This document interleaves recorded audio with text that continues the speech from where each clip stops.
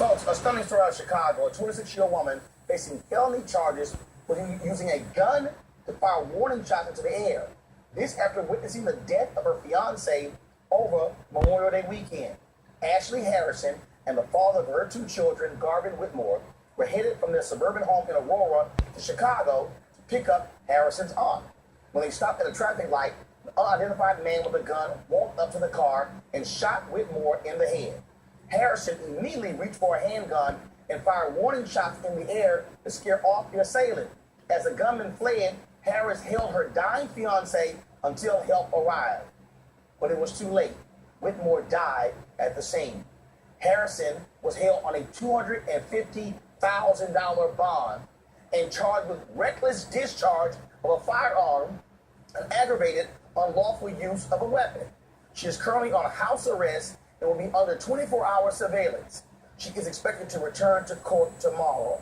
What the hell is wrong with the folks in Chicago charging this woman? Well, we already learned, Marissa Alexander, that black women are not really able to defend themselves with firearms. You'll notice the NRA is, of course, silent during this. Normally there would be some sort of, wow, she should be able to defend herself, she should be able to use a firearm, etc. When it's George Zimmerman, it's okay. When it's this woman, there's a problem. The dude walks up, shoots her fiance in the head. She's sitting in the car. See, you saw all the organizations trying to get out there and get ahead of violence in Chicago. The idea, there were 68 people shot over Memorial Day weekend. I think some of this is political. They're trying to send a message. What they may be trying to do is say, we're not going to have vigilante justice. Of course they can't justify it. But it's the politics. Exactly right. What we don't want you all to do is start shooting each other in self-defense. And you're absolutely right. To put a black woman in that position. Now, if that were a white woman, she would be a hero. She'd be a folk hero by now.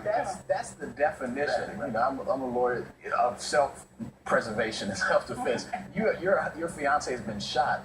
God bless his soul and that situation in front of you, and you're fearful for your life, and you pull out a gun and shoot. That's just classic. And the fact that they would charge her when you have almost 70 people shot over Memorial Day weekend in Chicago, and that's the focus of your law enforcement to arrest a woman like this? Isn't it interesting that she shot in the air? She feared for her life and shot in the air. Now, why can't law enforcement do it? Another piece. She could have shot at the assailant, but what happens is, understanding you could hit somebody, and it wasn't your intention, but she fires in the air and you arrest her. Here's a woman goes through a traumatic experience, holding her dying fiance. He dies in her arms, yet she goes to jail. Right, and I'm assuming the reason she did that, imagine if she didn't have the gun, she probably would have been shot as well. So I think it's ridiculous that, in America, you cannot have the right and the ability to defend yourself. No, but where in the hell, as Lawrence said, where's the NRA? It's rolling. Where's Wayne LaPierre defending this black woman? I'm not. I'm not saying, but my point, but it's just like I asked the question yesterday in North Carolina, where were the LGBT activists standing with the folks fighting for the HBCUs? When the black folks were sitting there fighting with them against the transgender bill, I had a brother who said, hey, I'm with the HBCU initiative with HRC. I said, no, the president of HRC, Human Rights Campaign, was down in North Carolina. Just so the same thing, the LGBT folks, when black folks on their side, staying with the black folks fighting for HBCUs, NRA, should be saying, they believe in God. I agree. They believe in the Second Amendment. They should be saying, we're going to fund her law. I'm not disagreeing. Watch. If he has presence of mind, how quickly does Donald Trump jump on this and turn it into a conversation about black criminality? Well, he ain't that smart. But think about it. That's far. Why was she shooting? I can't remember a time when the NRA has jumped on the side of somebody who's African American in this situation. Right. And there's been a few cases like this. The only time they jumped on the side of somebody black was a brother who sued the city of Chicago against their handgun bill, and we all went to the Supreme Court. Okay, that's the only time. But a self-defense. Right, but when that's the case, then there was some gun folks. Because Marissa Alexander, that should have been an easy. Oh, absolutely. There were some gun folks who were behind the brother who got shot at the Walmart, Beaver Creek, Ohio, John Crawford. There was some who stood with him. But did Wayne LaPierre and the National NRA stand up? Right. No.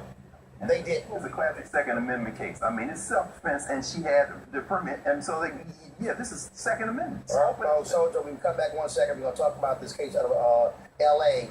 A Black Lives Matter activist clashed with police last year. She gets charged and convicted of lynching. We'll talk to a BLM leader in California. Also, Nate Parker has his movie coming out, The Birth of a Nation, dealing with Nat Turner. We'll show you that. But also, a high school senior wears kente cloth with his cap and gown, escorted out by cops. What is wrong with these folks at these schools? We'll break it all down right here on News 1 Now TV 1. A former Florida cop is charged for a fatal shooting of church drummer Corey Jones. Newman Raja is charged with manslaughter and attempted murder for the shooting on October 18. Investigators say Jones was tending to his SUV on the side of the road early in the morning in Palm Beach Garden, Florida. The plainclothes officer pulled up in an unmarked cargo van. Jones was armed at the time, but had a concealed weapons permit. Raja never identified himself as a police officer, but then shouted for him to put his hands up. Prosecutors say an audio recording and physical evidence show Jones had thrown his weapon and was running away when he was shot. Raja was fired from the force weeks after the shooting. If convicted, he faces up to life in prison. In a statement, Jones' family says they are relieved by the charges. Folks, two Minneapolis police officers will not face civil rights charges for the shooting death of a young black man. Federal authorities made the ruling yesterday in connection to the shooting death of Jamar Clark. The officers involved were both white, say they were trying to arrest Clark when they shot him in the head in November. Activists say Clark was handcuffed when he was shot, but federal and state investigators determined that wasn't true. There's now an internal investigation into the department to determine if Clark's civil rights were violated. The Department of Justice is also reviewing how the city responded to protests following Clark's death. There's at least one federal lawsuit filed accusing the officers of using excessive force with protesters on November 18th. A few days later, 4 men were charged with shooting at least 5 demonstrators in what prosecutors say was a racially motivated attack.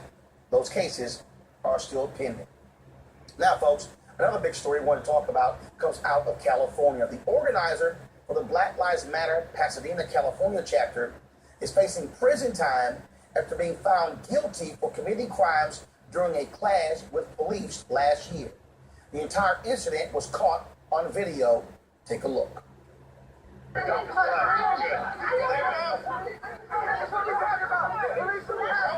she's only 130 pounds.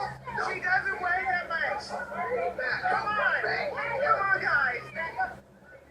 Officers arrested Jasmine Richards in August, days after she and others were protesting at a park. Yesterday, a jury found her guilty of attempting to unlawfully remove a suspect from police custody during that protest.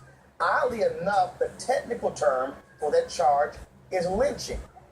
She's the first black person to ever be convicted of lynching in America.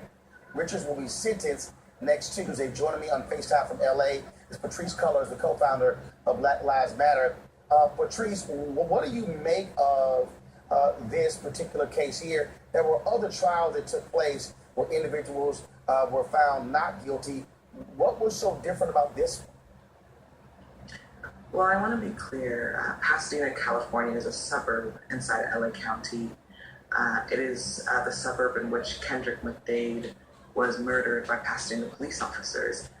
It was a huge issue here in Los Angeles County, and those police officers have not been held accountable. And so Jasmine was really one of the first people out of Pasadena speaking up and out against the issue of Kendrick. Kendrick was shot in an alleyway.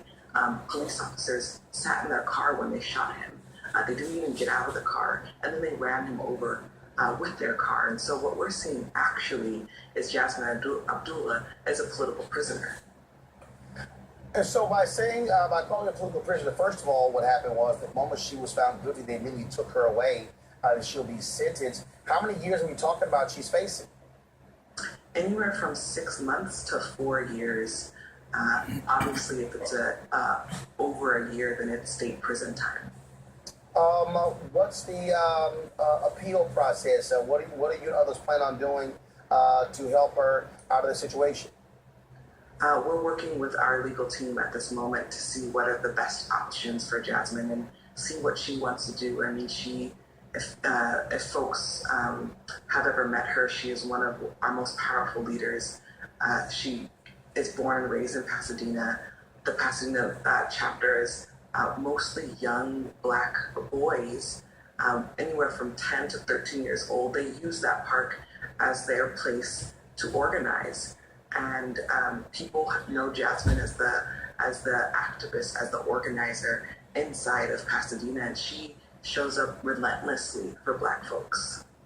So, do you believe that when you look at this, when you look at the sentence given to the brother in Ferguson, who's serving more time than anybody else, when you look at some of these other cases, do you believe that when you have the likes of Bill O'Reilly, Sean Hannity, Megyn Kelly, and others constantly attacking Black Lives Matter, when you hear police officers talk about Black Lives Matter, Donald Trump, when you hear even the FBI director keep talking about this Ferguson effect, do you believe that Black Lives Matter activists have been so effective that there is a very deliberate attempt by law enforcement to take them down? Definitely. I mean, this is, if we look back in history, we've seen this happen to organizers, activists, protesters. When we stand up for our rights, Black folks in particular, we're the first ones to be taken down by law enforcement, the first ones to be charged, to have trumped up charges. And so this moment in history, we're seeing a resurgence of a Black liberation movement, and we're also seeing a resurgence of political prisoners. And unfortunately, Jasmine Abdullah is one of those. All right, Patrisse Cullors, we appreciate it. Thank you so very much.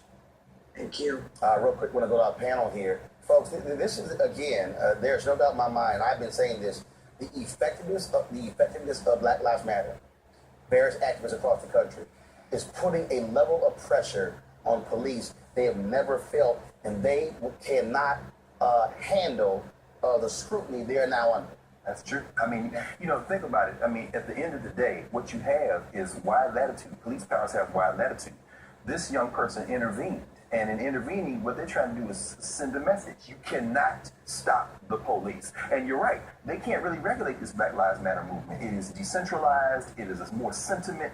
And as it forms itself, they can't touch any one place or any other place. What happened in Minneapolis is very clear as well. 2 inquiries allowing the police to do what they've done. But what they can't do is stop the pressure that's being mounted in the streets. Because also what we see, and again, I'm linking this with it, we see, you talk about the code of silence with Rahm Emanuel in Chicago.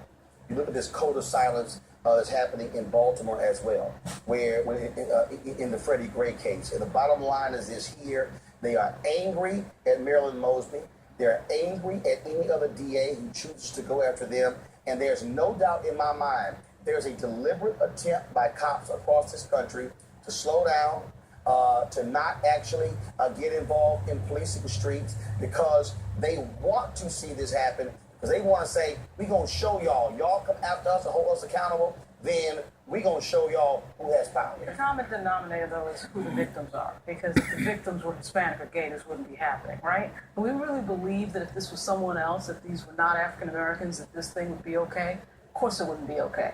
So, yeah, I agree with you that it is the pressure on police and all that, but to me it's about the victims and who gets locked up for these ridiculous charges. Shemaiah, because you had a look in your face, look, you want to disagree with me. You better tread real carefully. Ask Snoop Dogg. Will? So here's the thing. The Black Lives Matter activists have pulled the curtain back on what has been a history of excessive force. That's why they're pushing for things like changing the use of force standard. Because right now you can get off unless you can prove that the officer did not have fear for their life to use deadly force, which is a standard that is totally unreasonable, not used anywhere else in the international world. Okay, you got folks. The problem is that when these arrests happen, you need the rest of the community to step up and say that this is not justified. The issues they're raising are important.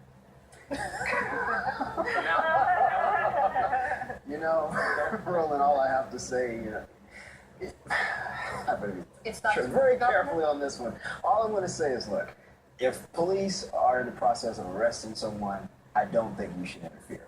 I don't. I think it's too dangerous. That's why we have cell phones. You try to combat this legally, which Black Lives Matter is doing, continue to protest, etc., bring a lot of attention to these issues. But to get involved, I just think it's foolish. You don't view the charges as a too much government issue. You No, don't I put charges. didn't say at the say government. that. But what I'm saying is that she should not have gotten involved with the police. See, if this was happening in China, you wouldn't be saying it. That's all I'm If this saying. was another country, you know, you wouldn't be saying that's- this. that's all I'm saying. You'd be saying, oh my That's all I'm God, saying. China's terrible. But when it happens here, it's like it's magically okay. No, I didn't say that. I just said that it's dangerous to get involved with. Well, if that is getting involved, I mean, she wasn't standing in front of a tank in Tiananmen Square. I mean, that is not. She said the girl, whoever she was taking down, doesn't weigh a lot. Be careful. She she's not that big. The video, I didn't see her literally blocking the police car and getting in the way. If you don't think it's dangerous not- for the And police even to if she arrest was, somebody I on would say Facebook justified in light of police violence. you don't, All right, okay, sure, Mike, you've been chewing that one your break. Coming up, a high school senior punished for honoring his heritage wearing a kente cloth, graduation, and he gets escorted out by cops. Also, a one-on-one with Nate Parker, talking about Nat Turner, Birth of a Nation. We'll chat about the Roots series as well. 20 before top of the hour, News 1 Now, TV 1.